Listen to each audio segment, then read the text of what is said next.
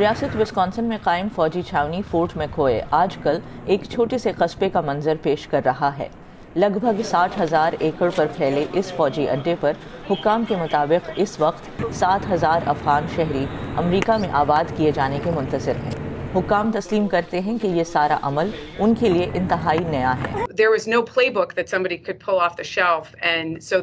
کوئی ایسا ہدایت نامہ نہیں تھا کہ جس سے مدد لیتے، لہٰذا اس بارے میں بہت سوچ بچار ہوئی کہ فوجی اڈوں پر افغانوں کے لیے رہائشی اور دوسری سہولتوں سے متعلق معمول سے ہٹ کے کچھ کرنا ہوگا۔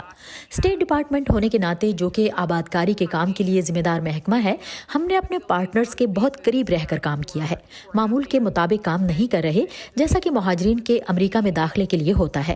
لوگ یہاں آ رہے ہیں اور انہیں پیرولی کا درجہ دیا جا رہا ہے، وہ مہاجرین کے طور پر یہاں نہیں ہیں۔ فورٹ میکوئے پر موجود ان افغان شہریوں کو مہمان کہہ کر پکارا جاتا ہے۔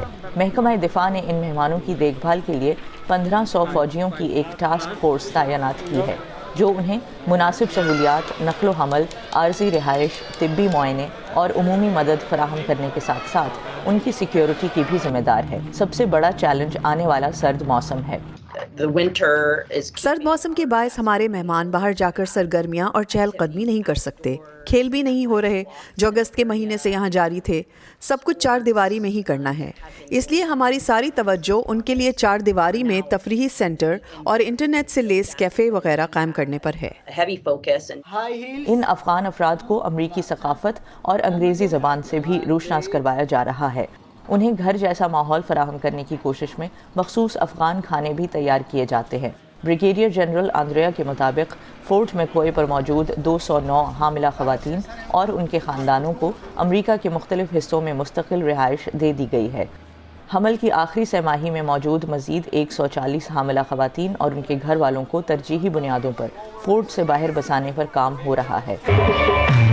حکام کا کہنا ہے کہ اڈے پر موجود افغان شہریوں میں سے اگرچہ زیادہ تر کے پاس دستاویزات نہ ہونے کی وجہ سے انہیں پیرولی کا درجہ دیا گیا ہے، لیکن ایسے کئی پیرولی ہیں جو اب بھی SIV ویزاز اپلائی کرنے کے اہل ہیں۔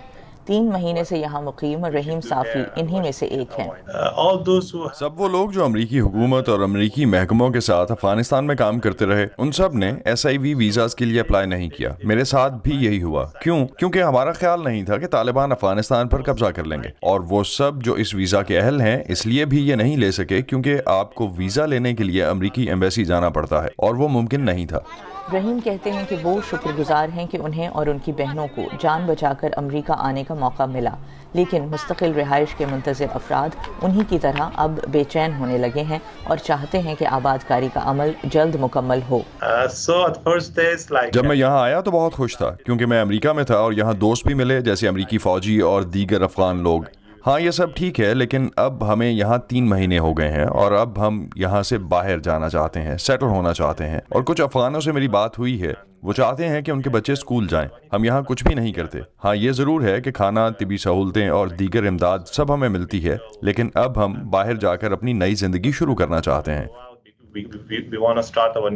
فورٹ میکوئے میں امریکی وزارت خارجہ کی نمائندہ کا کہنا ہے کہ صرف نومبر کے مہینے میں پورے امریکہ میں قائم 8 فوجی اڈوں یا محفوظ پناہ گاہوں سے 16,000 نئے آنے والے افغان شہریوں کو دوسرے علاقوں میں آباد کر دیا گیا ہے، جو کہ امریکہ میں پناہ گزینوں کی آبادکاری کے پروگرام کی تاریخ میں 1 مہینے میں سب سے بڑی تعداد ہے۔ نخبت ملک، وائس آف امریکہ۔